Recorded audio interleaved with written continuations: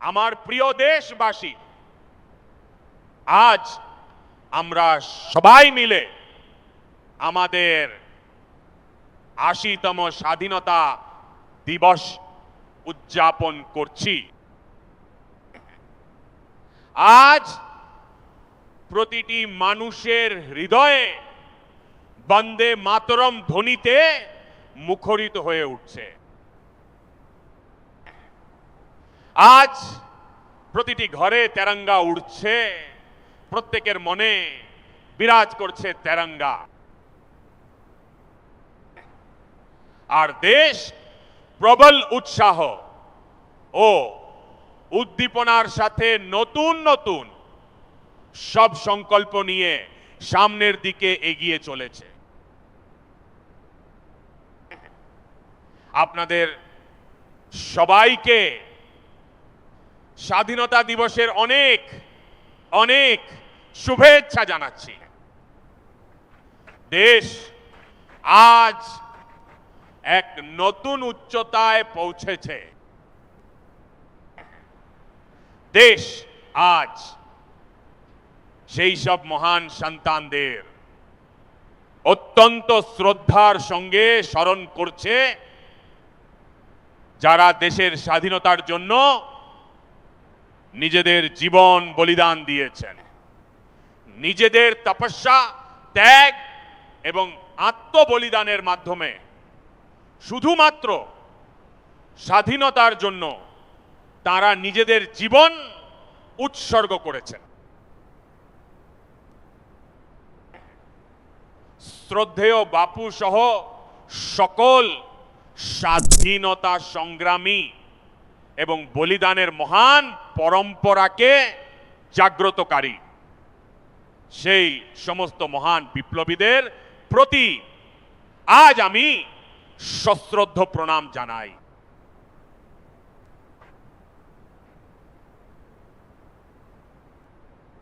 আজ এই সমারোহে যারা উপস্থিত রয়েছেন তাদের প্রত্যেকের কাছেই আজকের এই দিনটি এক ঐতিহাসিক মুহূর্ত।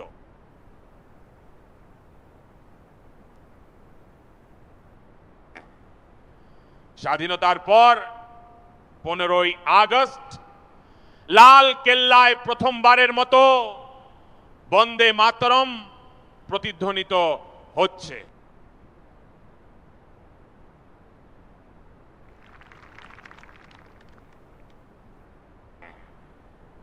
আজ যখন আমরা দেশবাসী বন্দে মাতরমের 150 বছর উদযাপন করছি, তখন এর চেয়ে বড় সুযোগ আর কি হতে পারে।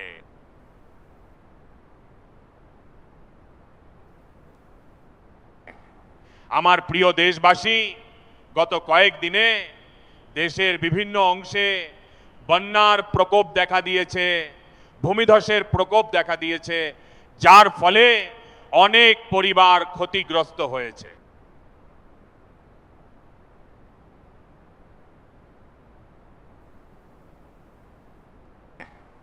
তাদের সেই দুঃখ দুর্দশা আমরা অনুভব করতে পারছি। আমি সেই সমস্ত দুর্গত পরিবারগুলোকে এই আশ্বাস দিচ্ছি যে আজ গোটা দেশ তাদের পাশে রয়েছে। আমার প্রিয় দেশবাসী, কোন দেশ তখনই মহান হয়ে ওঠে যখন সে নিজের সাফল্য অর্জন করে, যখন সে তার স্বপ্ন, সংকল্প এবং নিজের সামর্থ্যের জোরে সামনের দিকে এগিয়ে যায়। আমার দেশবাসী, এখন আর ছোট স্বপ্ন নিয়ে কাজ চলবে না। আমাদের বড় স্বপ্ন দেখতে হবে, কারণ বড় স্বপ্ন আমাদের চিন্তা ভাবনার পরিধি বাড়িয়ে দেয়, আমাদের চিন্তার দিগন্তকে আরো বিস্তৃত করে তোলে।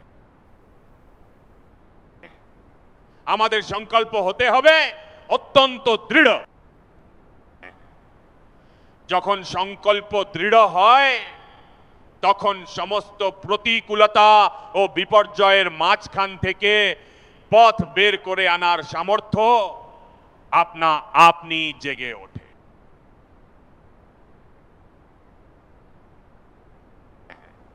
আর আমার প্রিয় দেশবাসী, আমাদের সংকল্প অনেক উঁচু হওয়া উচিত, কারণ স্বপ্ন যখন বড় হয় এবং সংকল্প যখন উঁচু হয় তখন আমাদের প্রচেষ্টার পাশাপাশি আমাদের সামর্থ্যের উচ্চতাও বহুগুণ বৃদ্ধি পায়।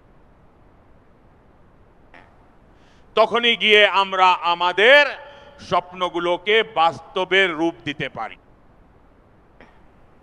আমার প্রিয় দেশবাসী, আজ ভারতও এক বিশাল বড় স্বপ্ন দেখেছে, অত্যন্ত দৃঢ় সংকল্পের সাথে দেখেছে এবং নতুন এক উচ্চতা স্পর্শ করার লক্ষ্য নিয়ে দেখেছে। আর সেই স্বপ্নটি হলো 2047 সালে যখন আমাদের স্বাধীনতার 100 বছর পূর্ণ হবে, আমরা বিকশিত ভারত গড়ে তুলবই।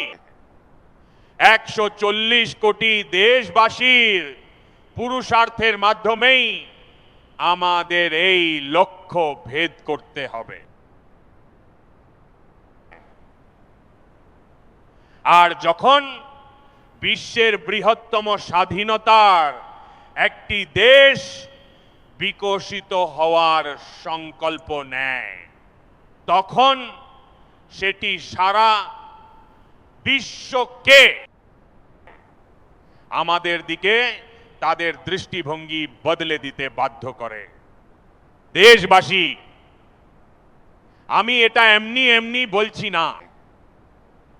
দেশের কোটি কোটি নাগরিক, তারা দলিত হন, পীড়িত হন, বঞ্চিত হন, আদিবাসী হন, গ্রামের বাসিন্দা হন, কিংবা শহরের বাসিন্দা হন, মধ্যবিত্ত হন, তরুণ বা প্রবীণ হন, নারী বা পুরুষ হন, কিংবা উত্তর, দক্ষিণ, পূর্ব বা পশ্চিমের হন,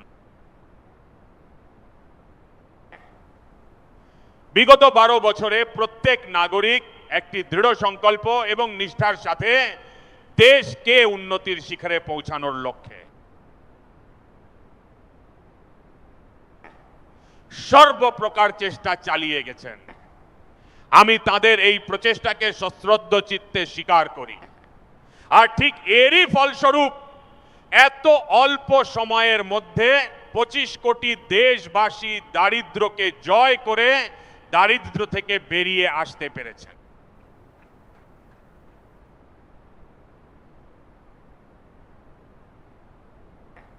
এই দেশবাসীদের প্রচেষ্টারই পরিণাম যে আমরা যারা একসময় ফ্রেজাইল 5 তালিকায় অন্তর্ভুক্ত ছিলাম, এখন মাত্র 12 বছরে আমরা বিশ্বের প্রধান অর্থনীতিগুলোর মধ্যে দ্রুততম বর্ধনশীল অর্থনীতি হয়ে উঠেছি।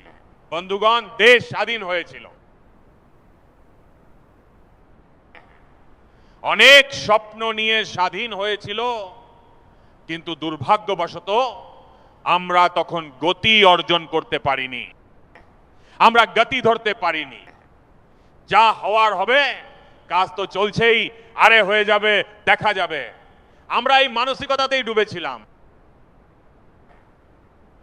2014 সালে আস্তে আস্তে সারা বিশ্ব আমাদের ফ্রেজাইল 5 তালিকায় ডাম্প করে দিয়েছিল।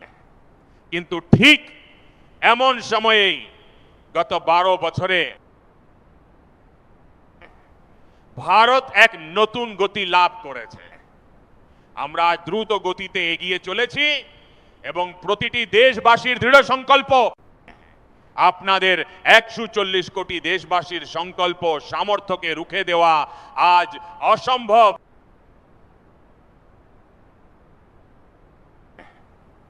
আমার প্রিয় দেশবাসী, বিগত 12 বছরে প্রতিরক্ষা উৎপাদন প্রায় 4 গুণ বৃদ্ধি পেয়েছে, খাদি ও গ্রামোদ্যোগের উৎপাদন বেড়েছে প্রায় 5 গুণ, ইলেকট্রনিক ম্যানুফ্যাকচারিং বেড়েছে প্রায় 7 গুণ, আধুনিক রেলওয়ে কোচের নির্মাণ আজ 21 গুণ বৃদ্ধি পেয়েছে। মোবাইল ফোন উৎপাদন 37 গুণ বৃদ্ধি পেয়েছে। শুধু তাই নয়, আধুনিক যুগের সাথে তাল মিলিয়ে ডিজিটাল এবং উদ্ভাবনী দুনিয়াতেও আমরা আমাদের সাফল্যের ছাপ রেখেছি। ইন্টারনেট ব্যবহারকারীর সংখ্যা প্রায় 4 গুণ বেড়েছে। পেটেন্ট মঞ্জুর হওয়ার সংখ্যাও বৃদ্ধি পেয়েছে 4 গুণ। ডিজিটাল লেনদেন 100 গুণ বেড়েছে। সাধারণ মানুষের সুযোগ সুবিধার উন্নতির দিকেও আমরা ঠিক ততটাই গুরুত্বের সাথে কাজ করেছি। প্রতি বছর গড়ে আমরা 15 গুণেরও বেশি দ্রুত গতিতে নল দিয়ে জলের সংযোগ দিয়েছি। প্রতি বছর গড়ে প্রায় 6 গুণ বেশি গতিতে সাধারণ মানুষকে গ্যাস সংযোগ দেওয়া হয়েছে। প্রতি বছর 4 গুণ দ্রুত গতিতে দরিদ্রদের জন্য শৌচালয় নির্মাণের কাজ করা হয়েছে। প্রতি বছর 3 গুণ বেশি দ্রুত গতিতে দরিদ্রদের ঘর দেওয়ার কাজ করা হয়েছে। দেশের শাসন ব্যবস্থাতেও অনেক বড় পরিবর্তন এসেছে। আমরা হাজার হাজার কমপ্লায়েন্স দূর করেছি, কয়েকশো পুরনো আইন বাতিল করেছি।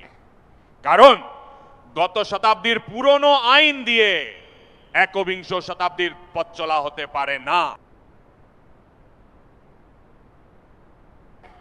আমরা মেট্রোর বিস্তার ঘটিয়েছি, পাবলিক ট্রান্সপোর্টকে আরো শক্তিশালী করে তুলেছি। যে গতিতে আর যে বিশাল স্তরে আমরা কাজ করেছি, এই সব কিছু, এই কাজের গতি, এই বিস্তার, এই অভূতপূর্ব সাফল্য স্বাধীনতার পর এই প্রথম সম্ভব হয়েছে।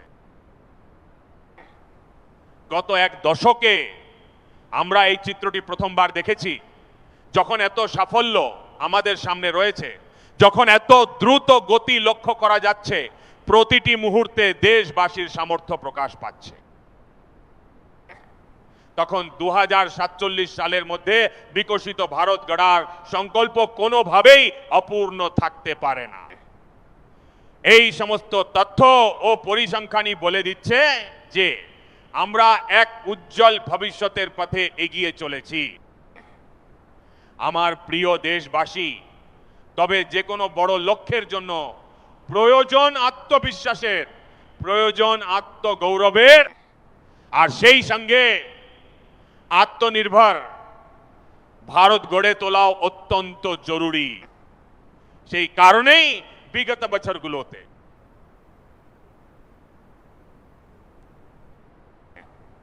আমাদের এই দৃঢ় বিশ্বাস যে ভারতকে এখন আর অন্য কোনো দেশের ওপর নির্ভর করে বেঁচে থাকলে চলবে না।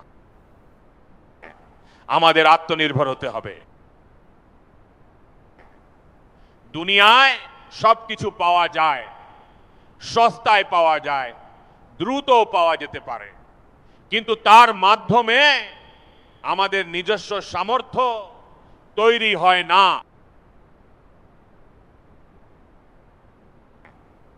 আর তাই আমাদের নিজেদের সক্ষমতাকে আরো বাড়িয়ে তুলতে হবে। নিজেদের স্বার্থের সুরক্ষা আমাদের নিজেদেরই নিশ্চিত করতে হবে। আর তাই আত্মনির্ভর ভারতের সংকল্প নিয়ে আমরা অত্যন্ত দৃঢ়তার সাথে এগিয়ে চলেছি। Make in India, swadeshi, vocal for local, এই সব ক্ষেত্রে আজ ভারতীয়দের মন জড়িয়ে যাচ্ছে।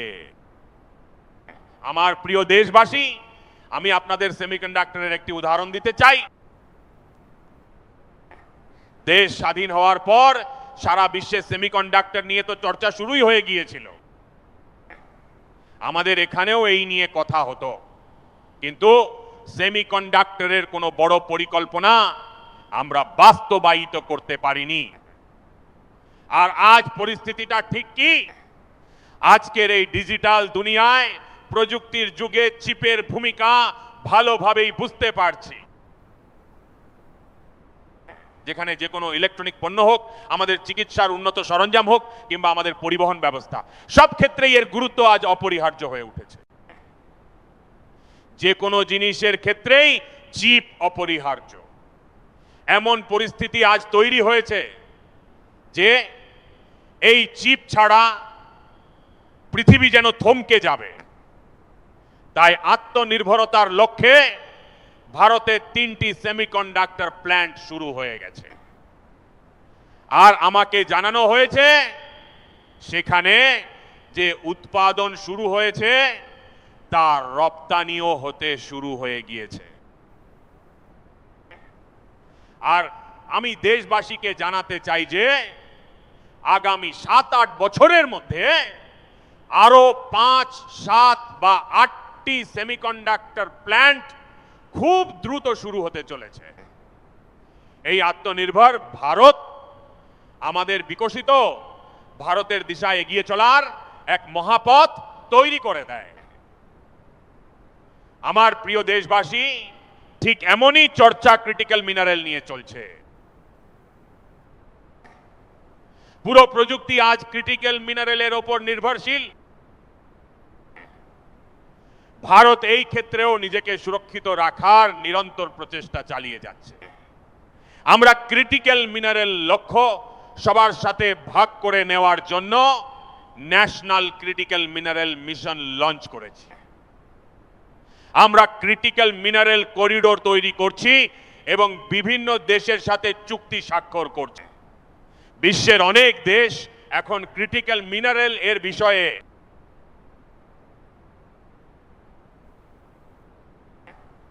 ভারতের ওপর ভরসা করতে শুরু করেছে। আমার প্রিয় দেশবাসী, যেমন সেমিকন্ডাক্টরের কথা হোক বা ক্রিটিক্যাল মিনারেলের কথা, ঠিক তেমনই আজ আমরা এবং সারা পৃথিবী যে প্রযুক্তির পথে এগিয়ে চলেছি তাতে শক্তির গুরুত্ব দিন দিন বেড়ে চলেছে। শক্তি ছাড়া এই নতুন বিশ্বকে পরিচালনা করা বেশ কঠিন। আর সেই কারণেই চিপ হোক, এআই হোক কিংবা ডেটা সেন্টার হোক, আমাদের সব ক্ষেত্রেই এখন প্রচুর পরিমাণে বিদ্যুৎ শক্তির প্রয়োজন হবে। এনার্জি সিকিউরিটি আমাদের বর্তমান সময়ের দাবি। আর সেই কারণেই আমরা ইতিমধ্যেই সেই লক্ষ্যে একটার পর একটা বলিষ্ঠ পদক্ষেপ নিয়েছি। এনার্জি সিকিউরিটির একটি বড় মাধ্যম পারমাণবিক শক্তি, নিউক্লিয়ার এনার্জি। আমরা পার্লামেন্টে শান্তি অ্যাক্ট পাস করে একটি নতুন লক্ষ্যের দিকে এগিয়ে যাওয়ার পথ সুনিশ্চিত করেছি। 2040 সালের মধ্যে আমরা 100 গিগাওয়াট নিউক্লিয়ার পাওয়ার উৎপাদনের লক্ষ্য নিয়ে এগিয়ে চলেছি। এই এক দশকের মধ্যেই আমরা 5টি নতুন নিউক্লিয়ার রিঅ্যাক্টর চালু করার লক্ষ্য নিয়ে এগিয়ে চলেছি। এই বছর ভারত ফাস্ট ব্রিডার নিউক্লিয়ার টেকনোলজিতে দক্ষতা অর্জন করে এক গুরুত্বপূর্ণ মাইলস্টোন অতিক্রম করেছে।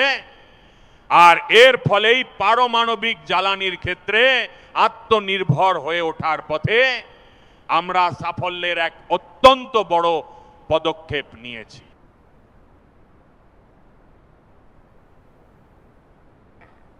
আমার প্রিয় দেশবাসী, অনেক সময় সম্পদের অভাবের কারণে দেশের অগ্রগতি থমকে যায় না,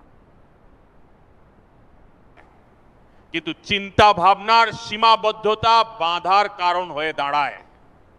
চিন্তাধারা যখন গণ্ডিবদ্ধ হয়ে যায়, যখন তা সীমাবদ্ধতার জালে আটকে কলুষিত হতে শুরু করে, তখন আমরা নিজেদের সামর্থ্যকে চিনতে পারি না। দেশকে আজ কাঁচা তেলের জন্য অন্যের উপর নির্ভর করতে হচ্ছে। আর এটা হয়েছে আমাদের ভুল চিন্তা ভাবনার কারণে। আপনারা জানলে অবাক হবেন যে ভুল চিন্তাধারার কারণে আমরা আমাদের উপকূল রেখার 99% অংশকেই নো গো এরিয়া ঘোষণা করে রেখেছিলাম। এমনকি আমরা নিজেরাই সমুদ্রের গভীরে গিয়ে খনিজ সম্পদের এক্সপ্লোরেশন না করার সিদ্ধান্ত নিয়ে ফেলেছিলাম। এটি ছিল চিন্তা ভাবনার দৈন্য। আমরা সিদ্ধান্ত নিলাম এটা আর চলতে দেওয়া যায় না। আমাদের যে 99% উপকূলীয় অঞ্চল আগে নো গো এরিয়া হিসেবে পরিচিত ছিল, আমরা সেগুলোকে এখন গো অ্যাহেড এরিয়া হিসেবে উন্মুক্ত করে দিয়েছি। আর এখন আমরা সমুদ্রের তলদেশেও এক্সপ্লোরেশন করার পাশাপাশি নতুন নতুন ভান্ডার খোঁজার লক্ষ্যে এগিয়ে চলেছি।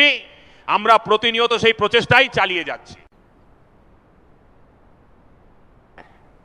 গত বছর আমরা সেই লক্ষ্যেই এক গুরুত্বপূর্ণ পদক্ষেপ গ্রহণ করে সমুদ্র মন্থনের ঘোষণা করেছিলাম এবং গত কয়েকদিনে আমরা এই কাজের জন্য 25,000 কোটি টাকা বরাদ্দ করে কাজটিকে আরো ত্বরান্বিত করার সিদ্ধান্ত নিয়ে ফেলেছি। আমার প্রিয় দেশবাসী, এনার্জি সিকিউরিটি প্রসঙ্গে আমি এটাই বলতে চাই যে আমাদের এখন শক্তির বিকল্প উৎসের দিকেও পূর্ণ শক্তি দেওয়া অত্যন্ত জরুরি। আর সেই কারণেই শক্তির সঠিক ব্যবহার বাড়িয়ে ভারত আজ এই লক্ষ্য অর্জনে দ্রুত গতিতে কাজ করে চলেছে। 2014 সালের আগে, অর্থাৎ আজ থেকে 12 বছর আগে আমাদের দেশে মাত্র 70টি শহরে পাইপলাইনের মাধ্যমে গ্যাসের ব্যবস্থা ছিল, পাইপে গ্যাস ডিস্ট্রিবিউশন হতো। এই 70টি শহরের সংখ্যাকে বাড়িয়ে আমরা 700টি শহরে পৌঁছে দিয়েছি। একেই বলে গতি, একেই বলে বিস্তার। 2014 সালের আগে টেনে টুনে মাত্র 20-22 লক্ষ বাড়িতে পাইপলাইনের মাধ্যমে গ্যাস পৌঁছতো। আজ 1.25 কোটি বাড়িতে পাইপলাইনের মাধ্যমে গ্যাস পৌঁছে দেওয়ার কাজ চলছে।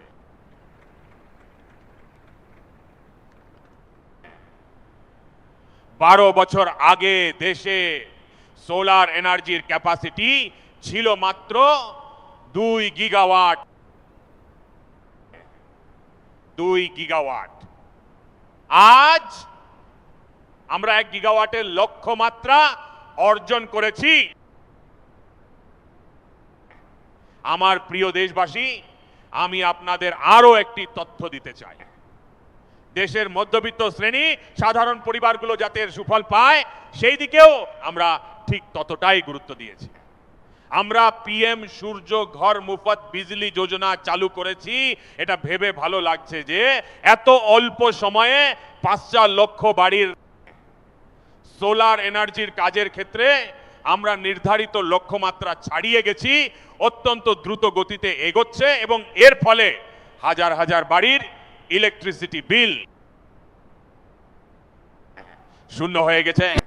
হাজার হাজার পরিবার নিজেদের প্রয়োজন মেটানোর পর অতিরিক্ত বিদ্যুৎ বিক্রি করে আজ বাড়তি টাকা উপার্জন করছে। প্রতিটি পরিবারকে এই কাজের জন্য সরকারের পক্ষ থেকে 80,000 টাকা করে আর্থিক সহায়তা দেওয়া হচ্ছে। আর এভাবেই আমরা এই কাজটিকে সফলভাবে সম্পন্ন করছি।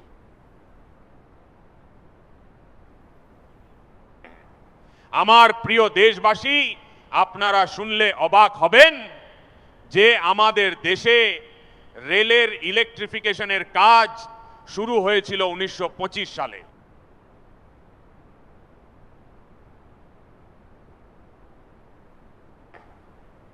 কিন্তু 90 বছরে, অর্থাৎ 1925 থেকে দীর্ঘ 90 বছরে মাত্র 30% রেলের ইলেকট্রিফিকেশন সম্পন্ন হয়েছিল।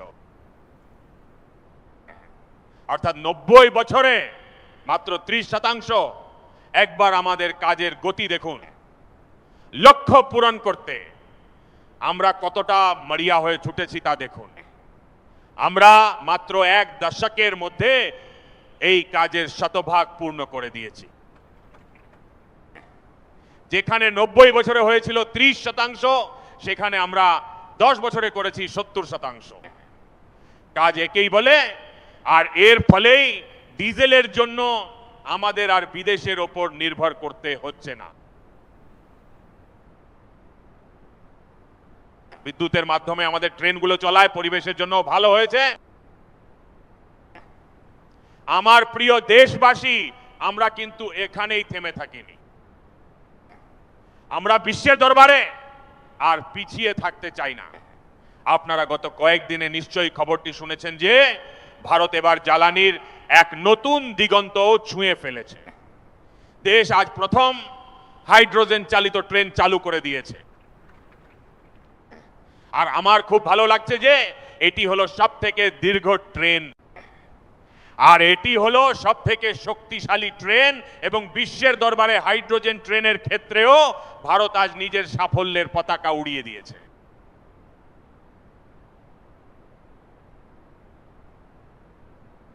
দেশবাসী গত 10-12 বছর ধরে আমরা অনবর 2047 সালের লক্ষ্য অর্জনের জন্য অবিরাম ছুটে চলেছি এবং একের পর এক মাইলস্টোন অতিক্রম করে চলেছি। আমরা কখনো ভাবতেও পারিনি যে আমাদের এই যাত্রাতেও বেশ কিছু বিপত্তির মুখে পড়তে হবে। গত 10-12 বছরে আমাদের বহু কঠিন সংকটের মোকাবিলা করতে হয়েছে।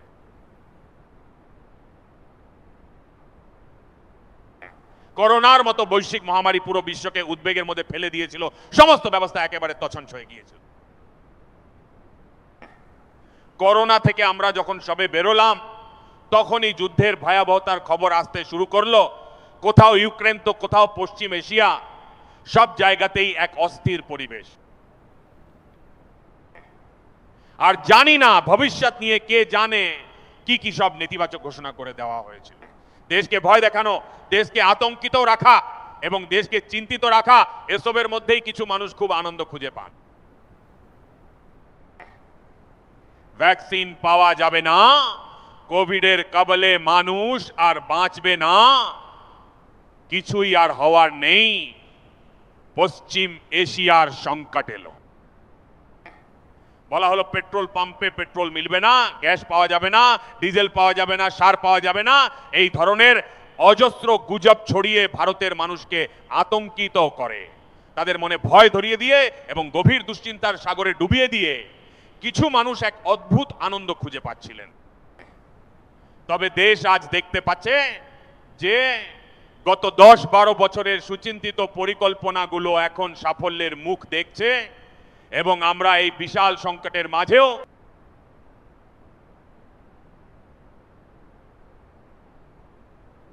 নাগরিক দেব ভব মন্ত্রে দীক্ষিত ভারত আগে থেকে যে প্রস্তুতি নিয়েছিল, একের পর এক যে পদক্ষেপ নিয়েছিল, আমরা ভাবিনি যে এমন সংকট আসবে, কিন্তু সংকটের সময় এই সমস্ত ব্যবস্থা আমাদের কাজে লেগেছে, সুফল দিয়েছে এবং আজ দেশে গ্যাসও রয়েছে, পেট্রোলও রয়েছে আর ইউরিয়াও মজুত রয়েছে। আমরা নিজেদের শক্তির ওপর দাঁড়িয়ে সামনের দিকে এগিয়ে চলেছি। আমার প্রিয় দেশবাসী, বিশ্বের এই বর্তমান সংকটগুলোর প্রভাব সবার ওপরই পড়েছে আর আমরাও এর থেকে মুক্ত নই। সারা বিশ্বে আজ এক বস্তা ইউরিয়ার দাম 3000 টাকায় পৌঁছে গেছে। আজও কিন্তু আমরা আমার দেশের কৃষকদের সেই বিশাল বোঝার ভার বইতে বাধ্য করছি না, বরং সরকার নিজের কাঁধেই সেই দায়িত্ব তুলে নিয়েছে এবং বিশ্ববাজার থেকে 3000 টাকায় কেনা ইউরিয়ার বস্তাটি আমাদের কৃষকদের হাতে আমরা মাত্র 300 টাকায় তুলে দিতে পারছি। শুধু তাই নয়, বর্তমানে বিশ্ববাজারে ডিএপির দাম 5000 টাকায় পৌঁছে গিয়েছে, কিন্তু আমার দেশের কৃষকদের যাতে কোনো সমস্যার সম্মুখীন হতে না হয়, আজও আমরা তাদের মাত্র 1350 টাকায় ডিএপি দেওয়ার কাজ করে চলেছি। আমার প্রিয় দেশবাসী, একটা সময় ছিল যখন আমি স্বনির্ভরতার কথা বলছিলাম, তখন শীত ও তাপ নিয়ন্ত্রিত ঘরে বসে থাকা কিছু চিন্তাশীল মানুষ আমাদের বলছিলেন যে তাহলে গ্লোবালাইজেশনের কি হবে। কিন্তু সারা বিশ্ব দেখছে যে গত এক দশকে বিশ্ব যেন গ্লোবালাইজেশনের কথা বলাই বন্ধ করে দিয়েছে। যেখান থেকে একসময় গ্লোবালাইজেশনের দাবি উঠতো, আজ সেখান থেকে আর কোনো আওয়াজ পাওয়া যাচ্ছে না। বিশ্বের প্রতিটি দেশই এখন নিজের নিজের সমস্যার গুরুত্ব আর নিজস্ব সমাধানের দিকে বেশি মনোনিবেশ করেছে। কিন্তু দুর্ভাগ্যের বিষয় যে এই সংকটের সময়ে কিছু লোক নিজেদের আধিপত্য দেখানোর জন্য সম্পদকে ওয়েপনাইজ করার এক খেলা খেলে চলেছে। আজ সারা পৃথিবী নিজের কাছে যা কিছু আছে সেটাকেই ওয়েপনাইজ করতে শুরু করেছে। সম্পদের ওয়েপনাইজেশন, রিসোর্সের ওয়েপনাইজেশন, পেট্রোল, ডিজেল, ফার্টিলাইজার, ওষুধপত্র, টেকনোলজি, চিপস, শুধু তাই নয়, ভূখণ্ডকেও আজ ওয়েপনাইজ করা হচ্ছে। এই সময়ে দাঁড়িয়ে আমরা যদি আত্মনির্ভরতার মন্ত্র নিয়ে গত 10 বছর সঠিক পথে এগিয়ে না চলতাম, তবে কল্পনা করাও কঠিন হতো যে এই ধরনের চ্যালেঞ্জগুলোর মোকাবিলা আমরা কতটা দৃঢ়তার সাথে করতে পারতাম। আর আমাদের এই প্রস্তুতি এখন প্রতিনিয়ত বেড়েই চলেছে। আমার প্রিয় দেশবাসী, অন্যদিকে আজ ভারতের প্রোফাইল পুরোপুরি বদলে যাচ্ছে। আজ ভারত বিশ্বের কাছে একটি স্বীকৃত এবং সম্মানীয় দেশ হিসেবে নিজেকে প্রতিষ্ঠিত করছে। ভারতের কাছে আজ রয়েছে একটি স্থির পলিটিক্যাল ম্যান্ডেট, রয়েছে একটি স্থিতিশীল সরকার, ভারতের রয়েছে একটি ভাইব্রেন্ট গণতন্ত্র এবং ভারতের রয়েছে এক অত্যন্ত মজবুত বিচার ব্যবস্থা। আর আমাদের সকলকে পথপ্রদর্শক হিসেবে দিশা দেখাচ্ছে ভারতের সংবিধান। এখন বিশ্ব আমাদের এই সামর্থ্যকে চিনতে শুরু করেছে। আর সেই কারণেই 2014 সালের পর বিশ্বের প্রায় 40টি দেশের সঙ্গে আমাদের এফটিএ এগ্রিমেন্ট হচ্ছে। এখন দেখুন কত বড় একটা সুযোগ এসেছে। আমি মনে করি এই যে ট্রেড এগ্রিমেন্টগুলো হয়েছে তা সত্যি এক বিরাট সুযোগ। আর তাই বিশেষ করে আমি আমার এমএসএমইদের বলতে চাই যে আমাদের এই সুযোগ কোনোভাবেই হাতছাড়া করলে চলবে না। আমাদের এখন গোটা বিশ্বে পৌঁছাতে হবে। ভারতের উৎপাদিত প্রতিটি পণ্য যেন বিশ্ব বাজারে পৌঁছায়, আর তা সে আমাদের টেক্সটাইল হোক, আমাদের যন্ত্রপাতি হোক, আমাদের ওষুধপত্রই হোক না কেন। তবে বিশ্বজুড়ে যে সমস্ত প্যারামিটার রয়েছে আমাদের সেই প্যারামিটারকে অতিক্রম করতে হবে। বিশ্বে যা কিছু পাওয়া যায় আমাদের তার চেয়েও উন্নত মানের পণ্য দিতে হবে, আর বিশ্বে যা কিছু পাওয়া যায় আমাদের তার চেয়েও সস্তায় পণ্য যোগান দিতে হবে। আর পাঞ্জাবের লুধিয়ানা থেকে শুরু করে তামিলনাড়ু তিরুপুর পর্যন্ত আমাদের টেক্সটাইল সেক্টর আজ বিশ্বের দরবারে পৌঁছে যেতে পারে। শুধু তাই নয়, কেরলম থেকে শুরু করে গুজরাট আর তামিলনাড়ু থেকে শুরু করে বাংলা, আমাদের এই সমুদ্র উপকূল আর আমাদের মৎস্যজীবী ভাই বোনেরা আজ এই এফটিএর কারণে আমাদের চিংড়ি এবং আমাদের সি ফুড রপ্তানি করার এক বিরাট সম্ভাবনা তৈরি হয়েছে। বিশ্বের বাজারে পৌঁছে যাওয়ার যে সুযোগ আমাদের সামনে রয়েছে, আমি চাইবো আমরা যেন এই পরিস্থিতির পূর্ণ সুযোগ গ্রহণ করে সামনের দিকে এগিয়ে চলি।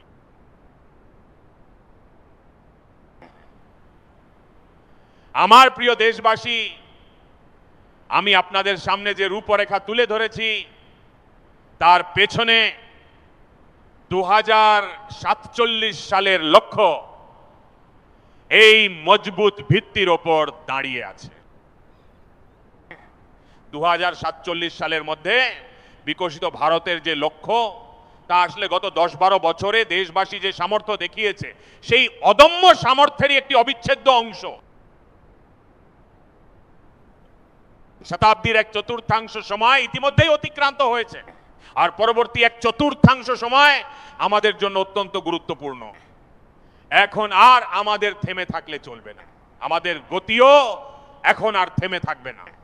আমাদের দিশা ইতিমধ্যেই স্থির হয়ে গেছে, আমাদের সাফল্য অর্জন করতেই হবে এবং তার জন্য আমাদের কাজের ধরনকেও বদলে ফেলতে হবে।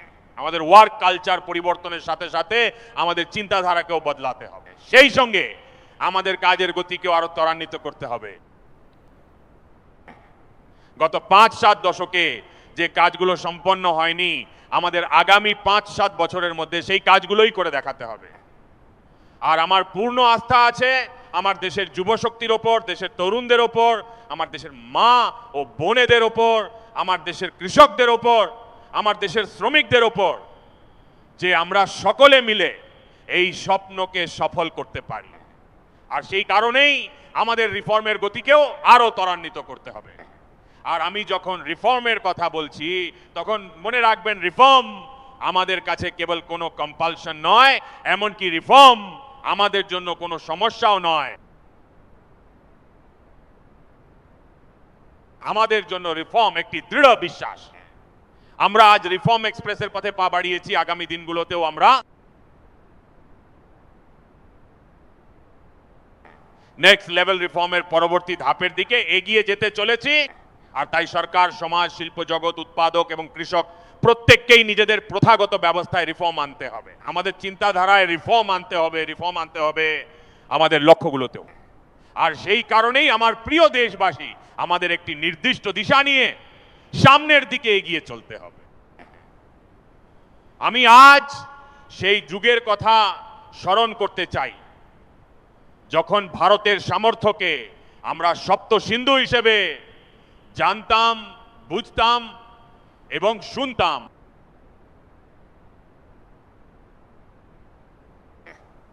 এখন বিকশিত ভারত গড়ার লক্ষ্যে আমাদের এক নতুন ধারার প্রয়োজন।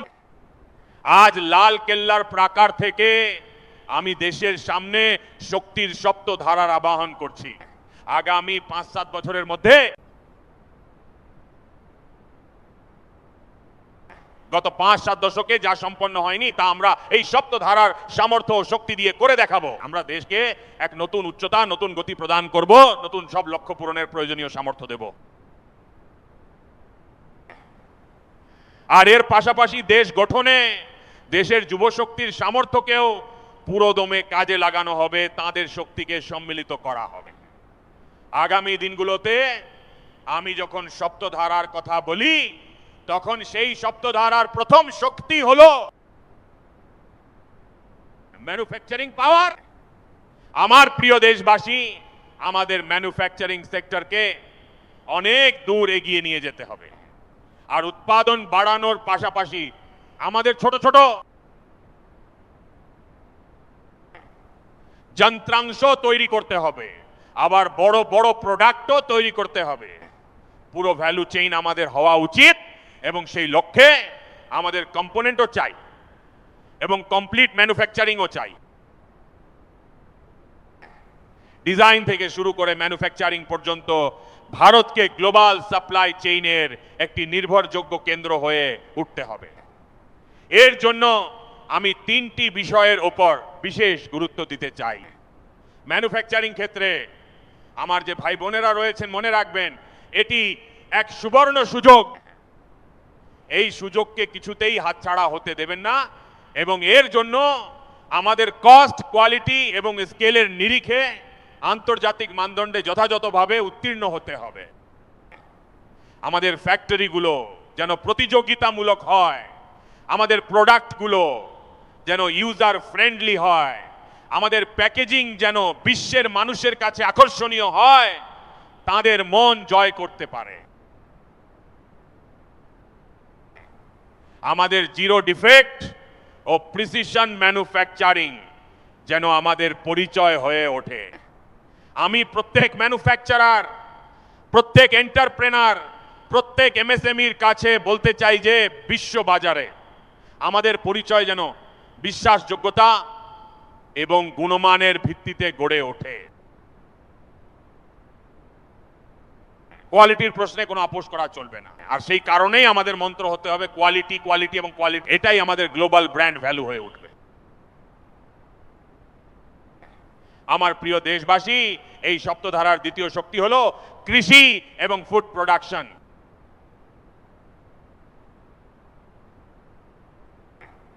আমাদের কৃষকদের জন্য এখন বিশ্বের বাজার খুলে গেছে। এফপির মাধ্যমে আমরা এক বিশাল বড় বাজার পাচ্ছি।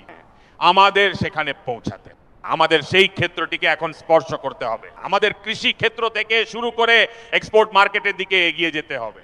আমাদের প্রথাগত খাদ্যাভ্যাস হোক, আমাদের মিলেটস হোক, আমাদের মশলা হোক, আমাদের ফল ও ফুলই হোক, আমাদের কাছে কি নেই সেগুলোকে এখন গ্লোবাল ব্র্যান্ড হতে হবে। আমাদের কৃষকরা কেমিক্যাল মুক্ত চাষাবাদে জোর দেবেন। সারা বিশ্বে এগুলোর চাহিদা আরো বাড়তে চলেছে। আর আমাদের যে এগ্রো প্রোডাক্টগুলো গ্লোবাল প্যারামিটারের বিচারে সব দিক থেকে প্রমাণিত হবে, তার মাধ্যমে আমরা খুব সহজেই বিশ্ব বাজারে পৌঁছতে পারব। আমার সপ্তধারার তৃতীয় শক্তি হলো টেকনোলজি এবং ইনোভেশন। আমার প্রিয় দেশবাসী, আজ এআই এর যুগ, কোয়ান্টামের যুগ, স্পেসের যুগ, রোবোটিক্সের যুগ, ডেটা সেন্টারের যুগ। পুরোপুরিভাবে একটি নতুন ক্ষেত্র, ইমার্জিং টেকনোলজি প্রতি মুহূর্তে আমাদের চ্যালেঞ্জ করছে। আর সেই কারণেই দেশকে বিশ্বের জন্য নিছক একটি বাজার হিসেবে রেখে দিলে চলবে না, আমাদের ইনোভেশনের হাব হতে হবে। ইউপিআই ডিজিটাল পাবলিক ইনফ্রাস্ট্রাকচারে নিজেদের শ্রেষ্ঠত্ব প্রমাণ করেছি, আমাদের শক্তির পরিচয় বিশ্বের সামনে তুলে ধরেছি। এবার ভারতকে ডিজিটাল পাবলিক টেকনোলজিকেও বিশ্বের কোনায় কোনায় পৌঁছে দিতে হবে। ভারতকে নেক্সট জেনারেশন কমিউনিকেশন টেকনোলজিতে নেতৃত্ব দিতে হবে।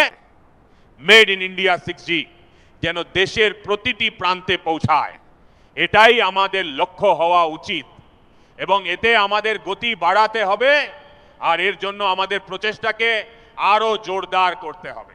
এই সপ্তধারার চতুর্থ শক্তি হলো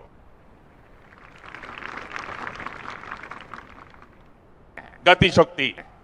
এই গতিশক্তির মাধ্যমে দেশের অভ্যন্তরে সিমলেস ফাস্ট কানেক্টিভিটির ওপর আমাদের বিশেষ জোর দিতে হবে। শহরগুলোকে আমাদের হাই স্পিড রেলের মাধ্যমে যুক্ত করতে হবে। আধুনিক হাইওয়ে প্রয়োজন, ইনল্যান্ড ওয়াটারওয়েজ চাই, এয়ারপোর্ট চাই, মাল্টিমডাল লজিস্টিকের সুব্যবস্থা চাই। আমাদের বন্দরগুলোকে শুধুমাত্র পণ্য ওঠানামার জায়গা হিসেবে দেখলে চলবে না, শুধু বিশ্বের জাহাজগুলো এসে সেখানে নোঙর করবে এটুকুই যথেষ্ট নয়। আমাদের বন্দরগুলোকে নিয়ে পোর্ট লেড ডেভেলপমেন্ট গ্রোথের অভিমুখে আমাদের এগিয়ে যেতে হবে। আমাদের সপ্তধারার পঞ্চম শক্তি হলো রক্ষা শক্তি, আর প্রতিরক্ষা শক্তির গুরুত্ব সব দিক থেকেই অপরিসীম। আমার প্রিয় দেশবাসী, ডিফেন্সের ক্ষেত্রে স্বনির্ভর হওয়া যে কতটা জরুরি ভারত এখন তা অনুভব করেছে, গোটা বিশ্বও তা অনুভব করেছে। বিশ্ব যখন কেবল নিজের কথাই ভাবছে, তখন ভারত বিশ্বের জন্য স্রেফ একটা বাজার হয়ে পড়ে থাকতে পারে না। আমাদের ডিফেন্সের ক্ষেত্রে স্বনির্ভর হতেই হবে। Next generation defence technology develop করে আমাদের গ্লোবাল সাপ্লায়ার হওয়ার লক্ষ্যে এগিয়ে যেতে হবে। আমাদের ড্রোন কাউন্টার ড্রোন সিস্টেম বিকশিত করতে হবে এবং হাইপারসোনিক ডিফেন্স টেকনোলজিতে আমাদের নেতৃত্ব দিতে হবে। এর পাশাপাশি রয়েছে সাইবার সুরক্ষা, যা আজ প্রতিটি পরিবারের কাছে এক বড় সমস্যা হয়ে দাঁড়িয়েছে। সেটিও প্রতিরক্ষার একটি ক্ষেত্র যেখানে আমাদের যুব সমাজের যে সামর্থ্য রয়েছে, সেই সামর্থ্যকে আমরা দেশ ও বিশ্বের কল্যাণে কাজে লাগাতে পারি। আমাদের সপ্তধারার ষষ্ঠ শক্তি হলো গ্রিন ইকোনমি, ব্লু ইকোনমি, যা গ্রিন জব কর্মসংস্থানেরও জন্ম দেয়। আমাদের green hydrogen, renewable energy, energy storage, green mobility, green manufacturing এর ক্ষেত্রে আমাদের বৈশ্বিক স্তরে সাফল্য অর্জন করতেই হবে। বিশ্ব যখন গ্লোবাল ওয়ার্মিং নিয়ে ক্রমাগত আলোচনা করে চলেছে, তখন আমরা ক্রমাগত এর সমাধানের পথ খুঁজে চলেছি এবং ভারত একটি গ্রিন মুভমেন্টের বিশাল সামর্থ্য নিয়ে এগিয়ে চলেছে। ভারতের কাছে ব্লু ইকোনমির ক্ষেত্রেও এক অত্যন্ত বড় সুযোগ রয়েছে। আমাদের সমুদ্রতট অনেক দীর্ঘ, বিশাল। ব্লু ইকোনমির ক্ষেত্রে এখানে অনেক বড় সুযোগ রয়েছে। Fisheries, coastal tourism, ocean technology, এমন অনেক ক্ষেত্র রয়েছে যেগুলোতে আমরা এগিয়ে যেতে পারি। আমার প্রিয় দেশবাসী, ভারত যখন সপ্তধারার কথা বলে এগিয়ে চলেছে, তখন আমাদের সপ্তম ধারাটি হলো, এবং বিশ্বের কাছেও এর নিজস্ব একটি গুরুত্ব রয়েছে, আর তা হলো ভারতের সফট পাওয়ার। এটি ভারতের সফট পাওয়ারের শক্তি। যোগাসন আজ গোটা বিশ্বকে ভারতের সঙ্গে জুড়ে রেখেছে। যোগ বিশ্বের জন্য শক্তির এক উৎস হয়ে উঠছে, ভারতের প্রতি বিশ্বাসের এক বড় কারণ হয়ে দাঁড়াচ্ছে। যে ভারতের কাছে আস্থার কেন্দ্র রয়েছে, যে ভারতের কাছে আয়ুর্বেদ রয়েছে, যে ভারতের কাছে হলিস্টিক হেলথ কেয়ারের মতো সুব্যবস্থা রয়েছে, সেখানে আজ হিল ইন ইন্ডিয়া মুভমেন্ট শুরু হয়েছে। আমরা আমাদের সামর্থ্যকে বিশ্বের দরবারে পৌঁছে দিতে পারি, তা সে হস্তশিল্প হোক, সংস্কৃতি হোক, আমাদের চলচ্চিত্র হোক, আমাদের ক্রিয়েটিভ ওয়ার্ল্ড হোক, ভিএফএক্স হোক, আমাদের অ্যানিমেশন হোক, গেমিং হোক, কিংবা ডিজিটাল কন্টেন্ট হোক। ক্রিয়েটিভ ওয়ার্ল্ডের ক্ষেত্রে ভারত নিজের দাপট দেখাতে পারে।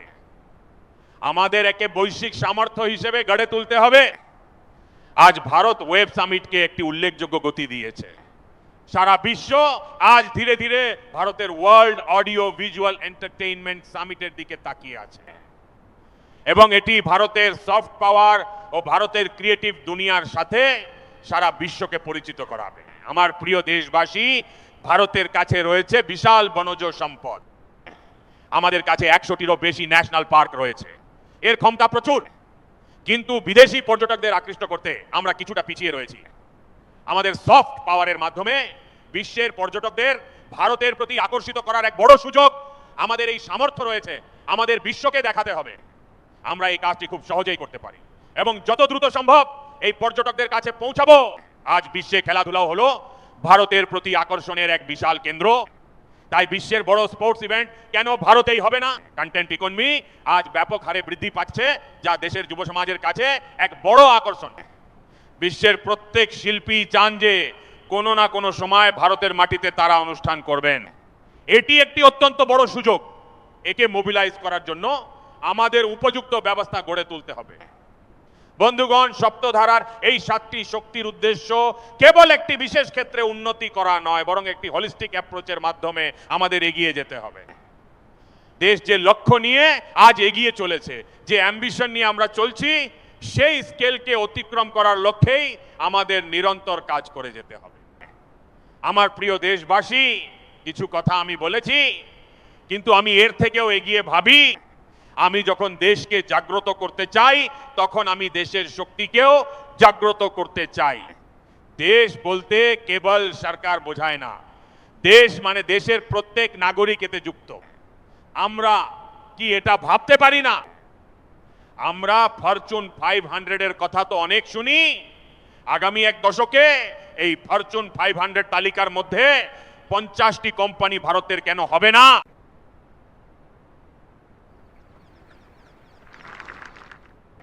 এই লক্ষ্য আমাদের কেন হওয়া উচিত নয়? আমাদের ব্যাংকিং সেক্টর আজ ফুলে ফেপে উঠছে, তাই বিশ্বের শীর্ষ ব্যাংকগুলোর তালিকায় ভারতের ব্যাংকের বিজয় পতাকাও কেন উড়বে না?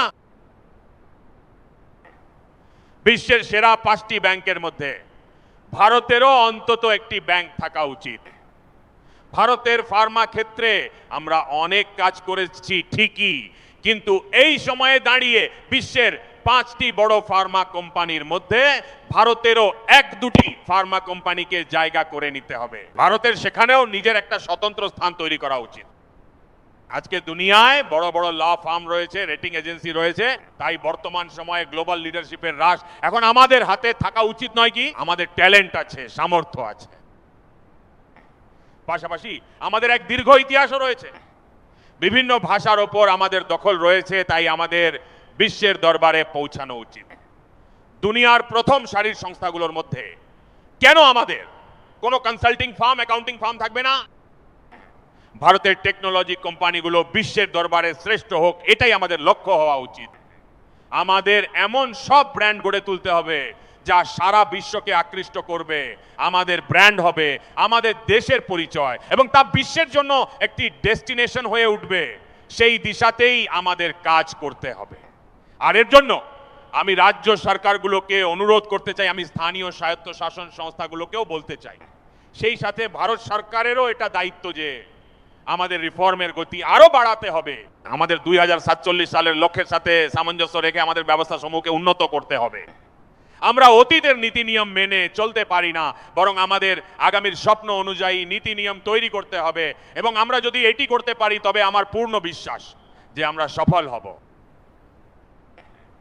আর আমি দেশবাসীকে ভরসা দিচ্ছি, এই পথে কঠোর পরিশ্রমে কোনো খামতি না রেখে আমরা বিকশিত ভারতের স্বপ্ন পূরণ করেই ছাড়ব। আমাদের সকলকে মিলেমিশে চলতে হবে। কেন্দ্র সরকার হোক, রাজ্য সরকার হোক, কিংবা ইন্ডাস্ট্রি, আমাদের সকলকে একজোট হয়ে এগিয়ে যেতে হবে। আমাদের রিফর্মস চালিয়ে যেতে হবে, রিফর্মসকে আরো এগিয়ে নিয়ে যেতে হবে। আর আমি আগেও বলেছিলাম, আমরা রিফর্ম কোনো কম্পালশন থেকে নয়, বরং কনভিকশন থেকে করছি। আমরা তা করছি আমাদের লক্ষ্য অর্জনের জন্য।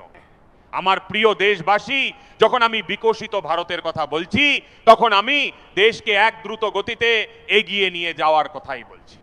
এর সবচেয়ে বড় সুবিধাভোগী কে? এই সমস্ত প্রচেষ্টার সবচেয়ে বড় সাধকই বা কে? যদি কেউ সাধক থেকে থাকে তবে সে হলো আমার দেশের যুব সমাজ।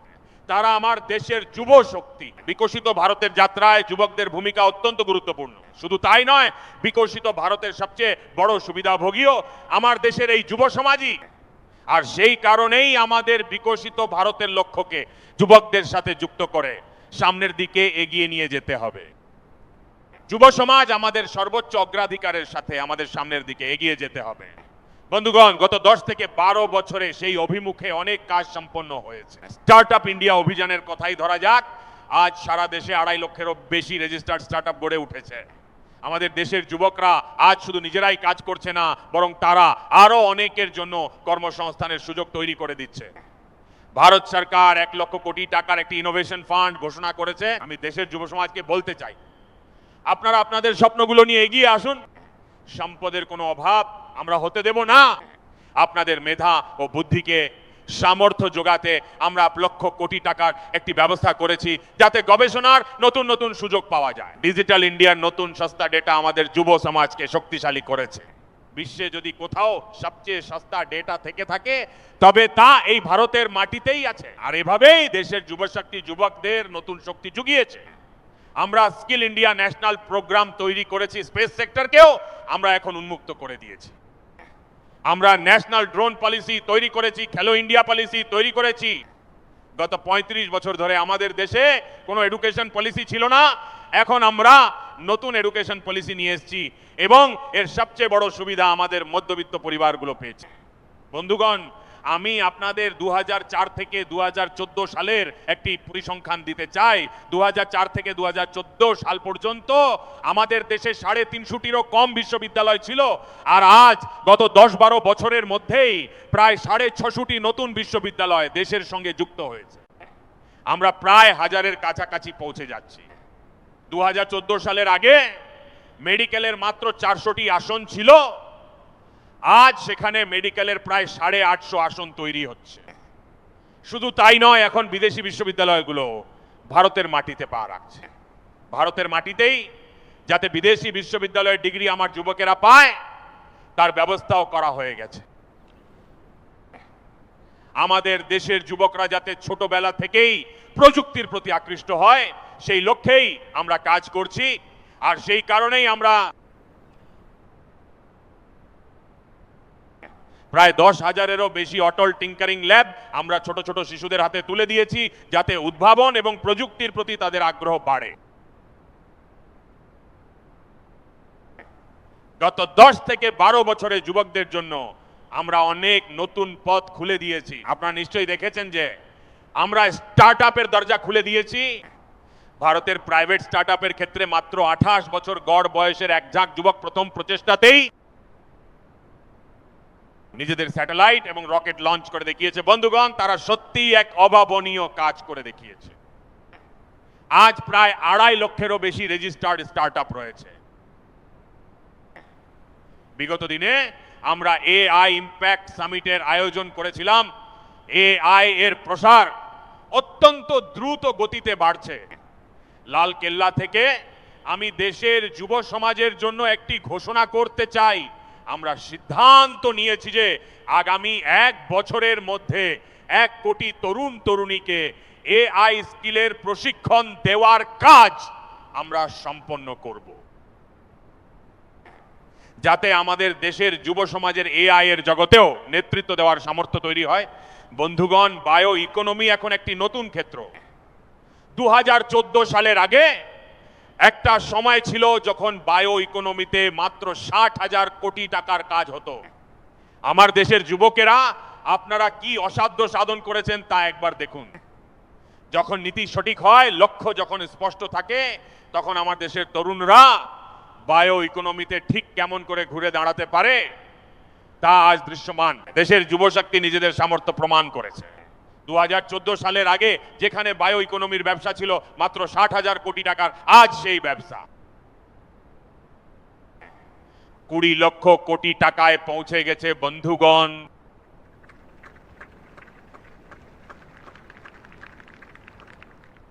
দু 2009-10 সালের সেই সময়ের কথা ভাবুন,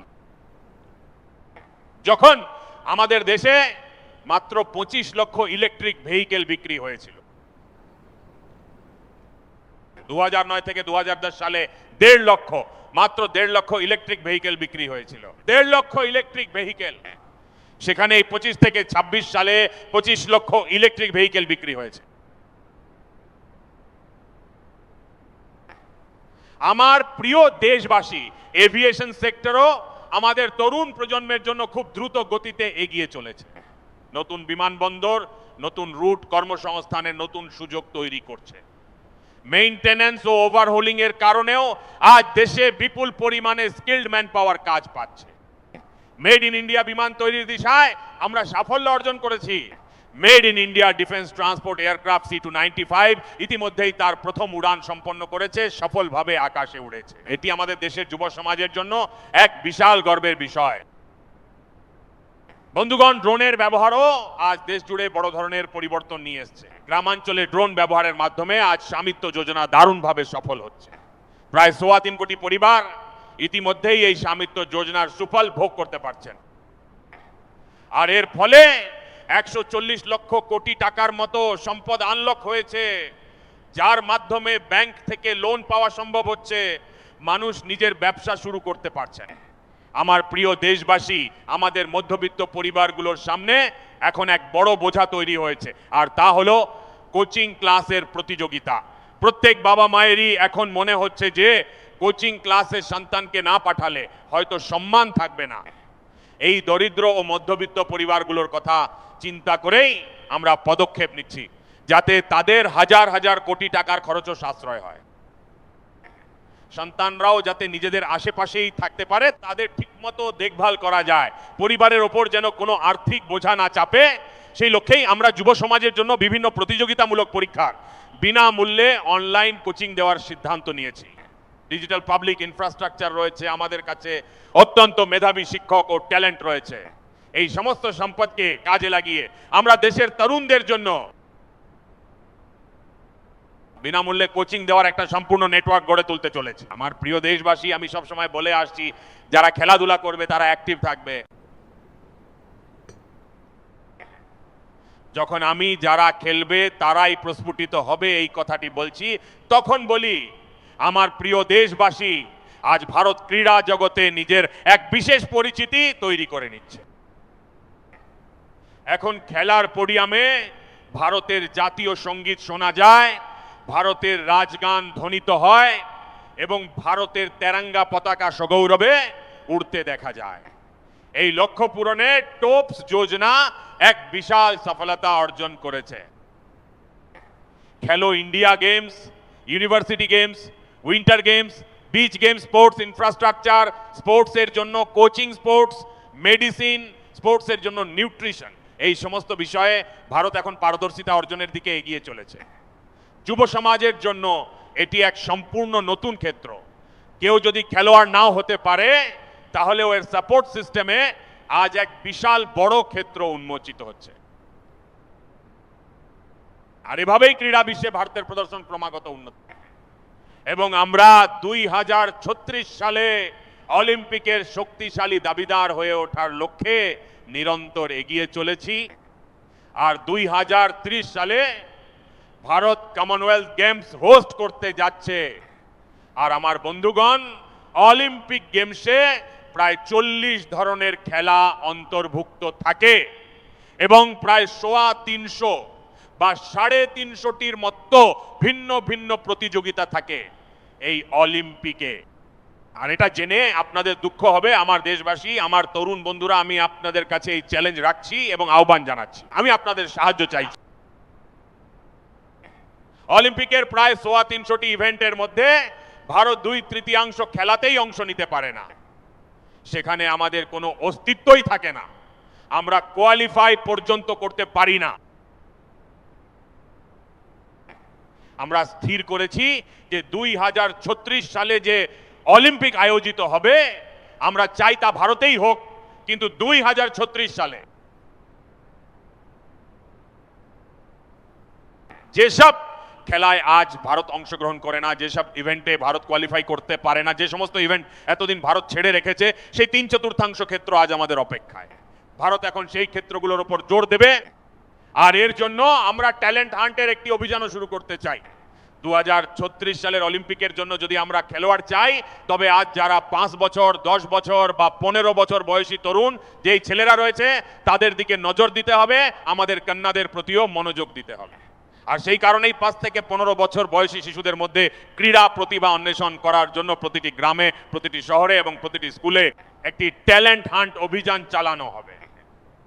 শিশুদের প্রতিভাকে পরখ করা হবে এবং তারপর তাদের বিশেষ প্রশিক্ষণ দিয়ে দেশের জন্য খেলার মতো দক্ষ খেলোয়াড় হিসেবে গড়ে তোলা হবে। আমার প্রিয় যুব সমাজ, দেশের সামনে, বিশেষ করে আমাদের তরুণ প্রজন্মের সামনে মাদক আসক্তি আজ এক বিশাল সংকট হয়ে দাঁড়িয়েছে। একটি নেশামুক্ত ভারত গড়ে তোলা আমাদের সকলের যৌথ দায়িত্ব হওয়া উচিত। আমাদের উজ্জ্বল ভবিষ্যতের স্বার্থে আমাদের তরুণ প্রজন্মকে শক্তিশালী হতে হবে। আমাদের যুবশক্তির সামর্থ্য যেন দেশের কাজে লাগে, সেই উদ্দেশ্যেই এই নেশামুক্ত ভারত গড়তে গত কয়েকদিনে মাই ভারতের ভলান্টিয়াররা দেশের এনজিওগুলি, দেশের সামাজিক ও সাংস্কৃতিক সংগঠনগুলি এবং দেশের আধ্যাত্মিক ব্যক্তিত্বরা মিলে নেশামুক্ত ভারত গড়ার লক্ষ্যে 100 সপ্তাহের একটি কর্মসূচি গ্রহণ করেছেন। আগামী 100 সপ্তাহ ধরে এই অভিযান চলতে থাকবে। আমি প্রতিটি পরিবারকে অনুরোধ জানাতে চাই যে আপনারাও এই অভিযানে অংশ নিন, এর সাথে যুক্ত হন এবং নেশামুক্ত ভারতের স্বপ্ন পূরণ করার জন্য আপনারাও এগিয়ে আসুন। আমার প্রিয় দেশবাসী, একবিংশ শতাব্দীতে দাঁড়িয়ে দেশের সামনে যে সমস্ত পুরনো চ্যালেঞ্জগুলি রয়েছে, সেই চ্যালেঞ্জগুলিকে সম্পূর্ণভাবে নির্মূল করা আজ অনিবার্য। নকশালবাদ এবং মাওবাদ লক্ষ লক্ষ তরুণের ভবিষ্যৎ নষ্ট করে দিয়েছে। অনেক মায়ের কোল খালি করে তাদের তরতাজা সন্তানদের জীবন বরবাদ করে দিয়েছে এবং বাবা মায়ের স্বপ্নকে চুরমার করে দিয়েছে।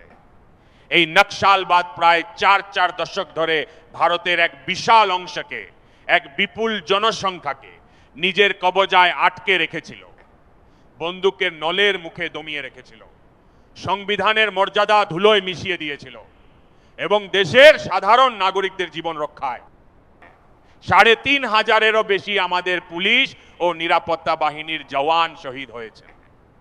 যুদ্ধের ময়দানে যত সৈনিক প্রাণ হারান, তার চেয়েও বেশি আমাদের পুলিশ জওয়ানদের নিজেদের জীবনের ঝুঁকি নিতে হয়েছে, যাতে দেশের সাধারণ মানুষ সুরক্ষা পান। এই নকশালবাদ আমাদের মাটিকে রক্তাক্ত করে দিয়েছিল। 2014 সালে আপনারা যখন আমাদের সুযোগ দিয়েছিলেন, সেই দিনই আমরা সংকল্প নিয়েছিলাম যে আমরা দেশকে নকশালবাদ থেকে মুক্ত করব।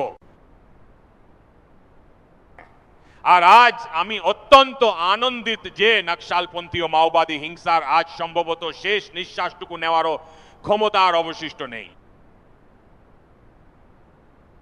একে পুরোপুরি নির্মূল করার লক্ষ্যে আমরা আজ এমন এক জায়গায় পৌঁছেছি যেখানে এক সময় নকশালবাদীদের গুলিবর্ষণ চলতো, যেখানে প্রতিনিয়ত আমাদের ধরিত্রী রক্তরঞ্জিত হয়ে থাকতো।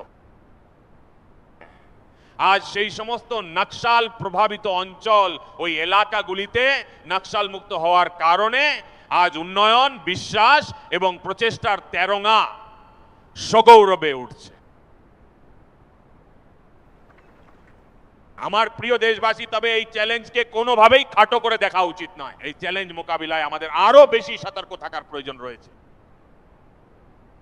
বহু বছর ধরে মাওবাদী চিন্তাধারার কিছু মানুষ দেশের ক্ষমতার অলিন্দে বসেছিলেন, এমনকি সরকারি কমিটিগুলোতে তারা উপদেষ্টার ভূমিকাও পালন করেছেন। এই মাওবাদী চিন্তাধারায় দীর্ঘকাল ধরে আমাদের বিভিন্ন নীতি নির্ধারণকে প্রভাবিত করেছিল। আমার প্রিয় দেশবাসী, জঙ্গলে সশস্ত্র নকশালদের নির্মূল করতে, দেশকে সেই ভয়াবহ সংকট থেকে পুরোপুরি মুক্ত করতে আজ আমরা সফল হয়েছি। কিন্তু সশস্ত্র নকশালরা তো বিদায় নিয়েছে, তবে এই বুদ্ধিজীবী নকশালরা এখনো সুযোগের সন্ধানে রয়েছে। তারা আজ হিংসা ও অরাজকতার পথ খুঁজছে, সমাজকে ভুল পথে টেনে নিয়ে যাওয়ার জন্য নানা ধরনের কৌশল ও চক্রান্ত করে চলেছে। আমাদের এই বুদ্ধিজীবী নকশালদের আইসোলেট করতে হবে এবং দেশকে বিকশিত রাষ্ট্রে পরিণত করার মূল ধারার অভিমুখে এগিয়ে নিয়ে যেতে হবে। আমার প্রিয় দেশবাসী, সুরক্ষিত ভারত গড়ে তোলা আমাদের সকলের দায়িত্ব। চ্যালেঞ্জ সীমান্তের ভেতরে হোক কিংবা সীমান্তের ওপারে, ভারত যে কোনো পরিস্থিতির মোকাবিলা করার জন্য সর্বদা প্রস্তুত। আজ যুদ্ধের ধরন বদলে যাচ্ছে। এখন যে যুদ্ধ শুধুমাত্র সীমান্তেই হবে তার আর কোনো গ্যারান্টি নেই। দেশের ভেতরে কোনো রিফাইনারি কিংবা ব্যাংকিং সেক্টরকে নিশানা করা হচ্ছে। শুধু তাই নয়, ডেটা সেন্টারে আক্রমণ চালিয়ে এক প্রকার যুদ্ধের নতুন রূপ নেওয়া হচ্ছে, যেখানে পরিকাঠামো ধ্বংস করা হচ্ছে, কলকারখানাগুলো গুড়িয়ে দেওয়া হচ্ছে। আমরা বিগত বছরগুলিতে মিশন সুদর্শন চক্রের ঘোষণা করেছিলাম। বর্তমানে অত্যন্ত দ্রুত গতিতে সেই কাজ এগিয়ে চলছে। আজ আমাদের ডিফেন্স এক্সপোর্ট প্রায় 50 গুণ বৃদ্ধি পেয়েছে। বিশ্বের প্রায় 100টি দেশে আমাদের তৈরি অস্ত্রশস্ত্র পৌঁছে যাচ্ছে। বিশ্বমঞ্চে ভারতের মর্যাদা ধীরে ধীরে বৃদ্ধি পাচ্ছে। এই পরিবর্তনশীল সময়ে আমাদের অস্ত্রশস্ত্র নির্মাণের ক্ষেত্রে আরো নিবিড়ভাবে কাজ করতে হবে। কিন্তু এর পাশাপাশি দেশের নাগরিকদেরও প্রস্তুত করতে হবে। গত শতাব্দীর যুদ্ধের প্রেক্ষাপটে আমাদের দেশে যে সিভিল ডিফেন্স ব্যবস্থাগুলি গড়ে তোলা হয়েছে, সেগুলোর আধুনিকীকরণ আজ অত্যন্ত জরুরি। সেই কারণেই আজ লালকেল্লা থেকে আমি ঘোষণা করছি যে আমরা আগামী দিনগুলিতে সিভিল ডিফেন্সের একটি প্রাণবন্ত নেটওয়ার্ক গড়ে তুলব। আমরা তাদের আধুনিক ব্যবস্থাগুলির সাথে পরিচিত করাবো। আধুনিক সংকট থেকে নাগরিকদের রক্ষা করার জন্য কি ধরনের ব্যবস্থা নেওয়া যেতে পারে তার উপর জোর দেওয়া হবে। সিভিল ডিফেন্সের এমন একটি বিশাল ভলান্টিয়ারি ফোর্স আমরা তৈরি করতে চলেছি, যা আধুনিক বিশ্বের সমস্ত চ্যালেঞ্জ মোকাবিলা করতে সক্ষম হবে। আমার প্রিয় দেশবাসী, আজ দেশ নির্মাণে আমাদের মা বোন ও কন্যাদের অবদান আমাদের সবার জন্য অত্যন্ত গর্বের, যা আজ আমাদের কাছে এক বিশেষ অনুপ্রেরণার কারণ হয়ে দাঁড়িয়েছে। ফাইটার জেট হোক বা সিভিল এভিয়েশন, আমাদের কন্যারা আজ সব ক্ষেত্রেই এগিয়ে। ক্রীড়া ক্ষেত্রেও আমাদের কন্যারা এগিয়ে, এমনকি বিজ্ঞান ও প্রযুক্তিবিদ্যায় ভর্তির প্রক্রিয়ার ক্ষেত্রেও সব থেকে বেশি আমাদের কন্যাদেরই অগ্রগতি দেখা যাচ্ছে। আজ সেনাতেও এনডিএ থেকে যে কন্যারা উত্তীর্ণ হয়েছে, তারা অত্যন্ত গর্ব ও দাপটের সঙ্গে দেশের সেনাবাহিনীকে নেতৃত্ব দেওয়ার সামর্থ্য দেখাতে শুরু করেছে। সানন্দে একটি সেমিকন্ডাক্টর প্ল্যান্টে গিয়েছিলাম, দেখলাম যে আদিবাসী কন্যারা, দেশের বিভিন্ন প্রান্ত থেকে আসা আমাদের কন্যারা কাঁধে কাঁধ মিলিয়ে দক্ষতার সাথে কাজ করছে। তারা এমন গ্রাম থেকে এসছে যেখানে পাসপোর্ট কি জিনিস তা কেউ জানত না। সেই কন্যারা বিদেশে গিয়েছে, সেখান থেকে ট্রেনিং নিয়ে এসছে, আজ তারা চিপ তৈরির কাজ করছে।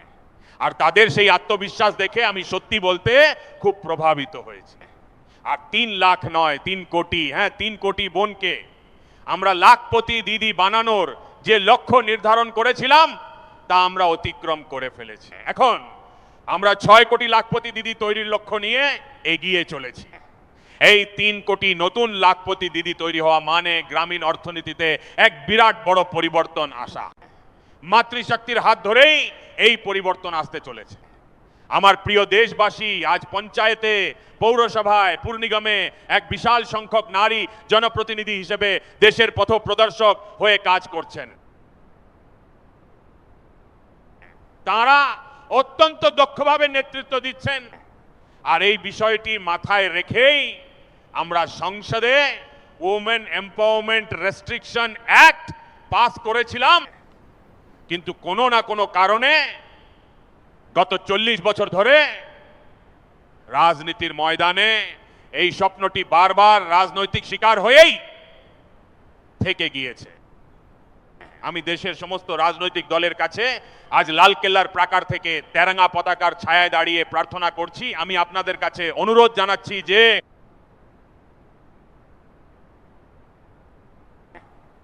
আসুন সেই নারীদের সামর্থ্যের পূজারী হয়ে উঠুন, তাদের সম্মানে এগিয়ে আসুন। আসুন আমরা সবাই মিলে চেষ্টা করি যাতে আমাদের মায়েদের ও বোনেদের খুব শীঘ্রই বিধানসভা এবং লোকসভায় 33% প্রতিনিধিত্ব সুনিশ্চিত হয়, যাতে তারা ভারতের নীতি নির্ধারণের ক্ষেত্রে নিজেদের অবদান রাখতে পারেন। এটাই সময়ের দাবি। আর আমি সমস্ত রাজনৈতিক দলের কাছে আবারও অনুরোধ জানাচ্ছি, আসুন মহিলা সংরক্ষণ চালু করে নারীর সম্মানে আপনারাও অংশীদার হন, আপনারাও এর কৃতিত্ব নিন, কিন্তু দয়া করে আমার মা বোনেদের তাদের ন্যায্য অধিকারটুকু দিন। আমার প্রিয় দেশবাসী, বিকশিত ভারতের সংকল্প তখনই বাস্তবায়িত হবে যখন উন্নয়নের সুফল সমাজের প্রান্তিক মানুষের কাছে পৌঁছাবে। 2014 সালের আগে দেশের মাত্র 25 কোটি মানুষের কাছে সোশ্যাল সিকিউরিটি কভার ছিল। মাত্র 25 কোটির কাছে গত 5-7 দশকে যেখানে এই সংখ্যাটা মাত্র 25 কোটি ছিল, সেখানে আমরা এক দশকের মধ্যেই 100 কোটি দেশবাসীকে সোশ্যাল সিকিউরিটি প্রদান করেছি। আয়ুষ্মান ভারত যোজনার মাধ্যমে 70 বছরের বেশি বয়স্কদের জন্য আজ 5 লক্ষ টাকা পর্যন্ত বিনামূল্যে ওষুধের ব্যবস্থা করা হচ্ছে। এর ফলে কোটি কোটি পরিবার আজ উপকৃত হচ্ছে। আর এই আয়ুষ্মান কার্ডের কারণে প্রায় 2 লক্ষ কোটি টাকা যা ওষুধ আর অপারেশনের পেছনে খরচ হওয়ার কথা ছিল, তা আজ আমার পরিবারগুলোর সন্তানদের বেঁচে গিয়েছে। সেই দরিদ্র আর মধ্যবিত্ত পরিবারগুলো আজ অনেক বড় সাশ্রয় করতে পেরেছে। আমার প্রিয় দেশবাসী, আজ আমাকে একটি বিশেষ কাজের জন্য আপনাদের সাহায্য চাই। আমি আপনাদের সবার কাছে একটা সাহায্য চাইছি।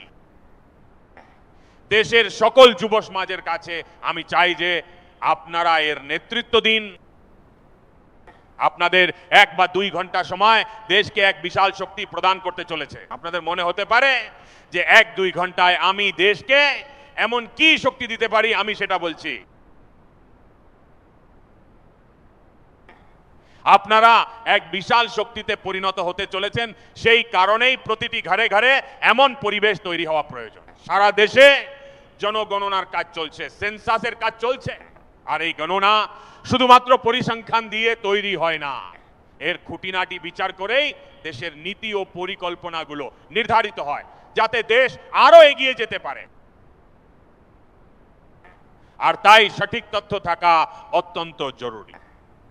কখনো কখনো সরকারের পক্ষ থেকে যে প্রতিনিধিরা আসেন তারা এত তাড়াহুড়ো করেন যে কখনো একটি বানান লেখেন, আবার কখনো অন্য কিছু লিখে ফেলেন। আর এর ফলে শেষ পর্যন্ত সঠিক ফলাফল পেতে আমাদের নানা সমস্যার সম্মুখীন হতে হয়। এখন যখন টেকনোলজি রয়েছে, তখন এবার আমরা সিদ্ধান্ত নিয়েছি যে আপনারা নিজেরাও জনগণনার কাজে আপনাদের তথ্য নিজেদের মোবাইল ফোন থেকে পূরণ করে জমা দিতে পারবেন।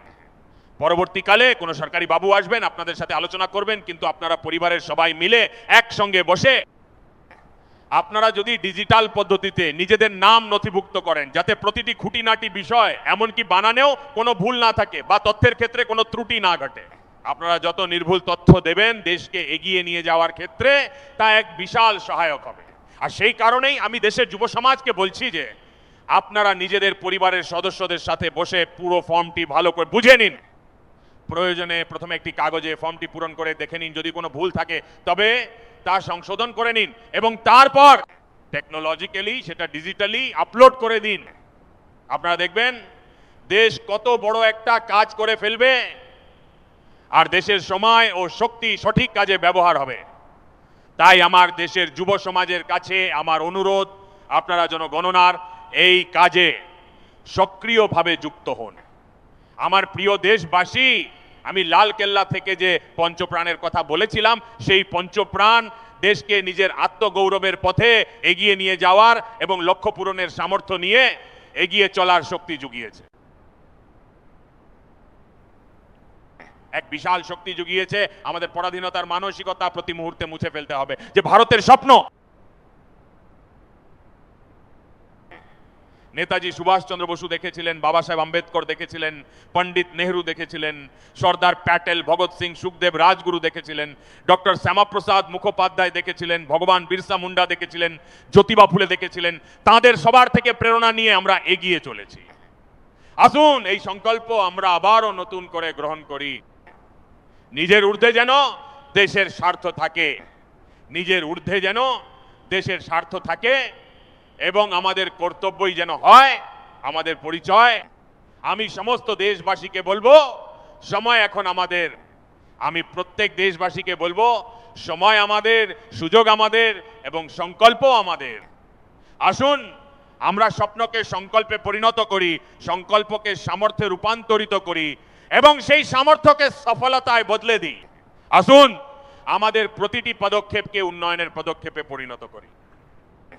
কাঁধে কাঁধ মিলিয়ে এগিয়ে চলি, হৃদয়ে হৃদয়ে মেলবন্ধন ঘটাই, লক্ষ্যে অবিচল থাকি। একটি প্রদীপ থেকে জ্বলুক হাজারো প্রদীপ। আসুন আমরা সবাই মিলে এক বিকশিত ভারত গড়ে তুলি। এই একই ভাবনা নিয়ে এই শুভ উৎসবে আপনাদের সকলকে জানাই অনেক অনেক শুভেচ্ছা এবং অনুরোধ করছি আমার সাথে সমস্বরে বলুন, ভারত মাতা কি, ভারত মাতা কি জয়, ভারত মাতা কি জয়। বন্দে মাতরম, বন্দে মাতরম, বন্দে মাতরম। অনেক ধন্যবাদ।